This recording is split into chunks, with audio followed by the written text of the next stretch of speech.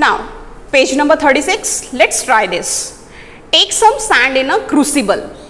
Crucible means it is a pot in which we heat something or any substance. कोई भी substance जो हम लेते हैं उसको उसमें गर्म किया जाता है. That is called as the crucible. Okay, means high temperature में उसे heat करना, गर्म करना, तो उसे क्रूसिबल कहा जाता है. देखिए आप फिगर 5.6 में सब्लिमेशन जो प्रोसेस बताया गया है, that is the crucible.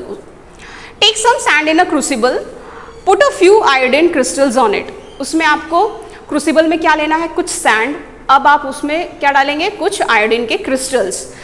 Now place the crucible on a tripod to heat it. अब उसे आपको ट्राइपॉड पे रखना है. देखिए यहाँ पिक्चर में बताया गया है, ठीक है. So you have to heat. Block the stem of the funnel with a cotton plug and place it inverted over the crucible. अब आपको क्रूसिबल के ऊपर ये जो फनल आप देख सकते हैं, फनल उसको उल्टा करके रखना है और उसे कॉटन प्लग की सहायता से उसे मीन्स उस फनल को ब्लॉक कर देना है, बंद कर देना है. Light the burner and heat the mixture. अब आप उसको गर्म करेंगे. Observe the changes. फिर आपको उसमें चेंजेस क्या हो रहे हैं उसे अच्छे से ऑब्जर्व करना है. What you will see that the iodine crystals gets evaporated, okay, and directly converted into solid into gaseous form. वो जो सॉलिड क्रिस्टल्स थे वो डायरेक्टली किस में बदल जा रहे हैं, वाटर वेपर में, means it get converted into gaseous form. और फनल में वो इकट्ठा हो जाएंगे, चिपक जाएंगे, मीन्स उसके वॉल्स पे चिपक जाएंगे. Why does this happen? ये ऐसा क्यों होता है, तो ये हम देखेंगे और समझेंगे सब्लिमेशन प्रोसेस के द्वारा. क्या होता है सब्लिमेशन प्रोसेस में क्या होता है, let's see. Iodine crystals do not melt on heating but change directly to the gaseous state. Iodine के जो क्रिस्टल्स हैं वो मेल्ट नहीं होते हीट करने पे, बल्कि डायरेक्ट चेंज हो जाते हैं गैसियस स्टेट में. When the fumes of iodine hit the walls of the funnel they cool to form solid crystals of iodine and stick to the funnel walls.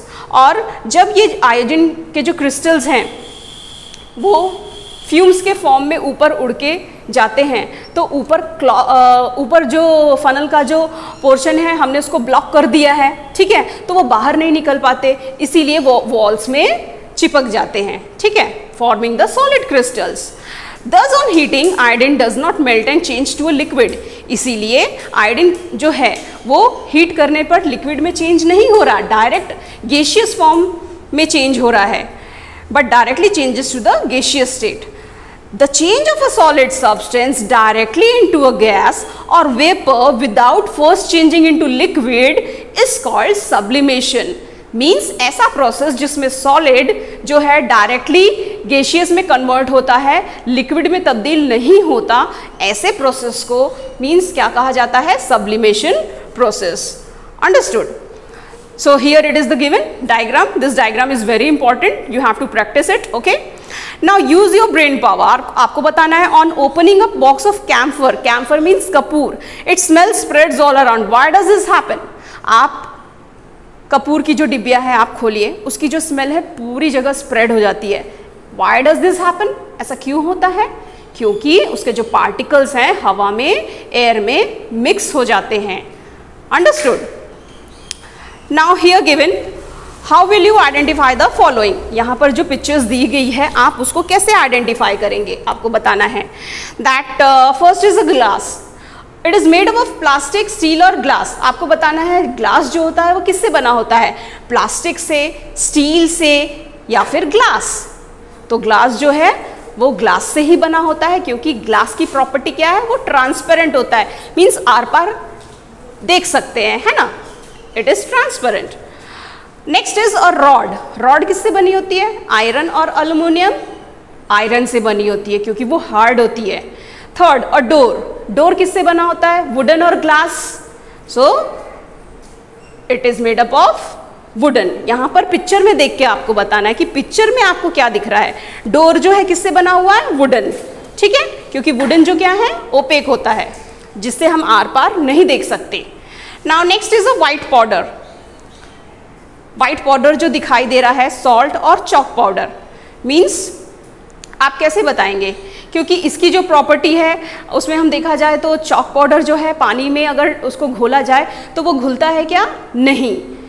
ठीक है. और बल्कि जो सॉल्ट होता है वो घुल जाता है.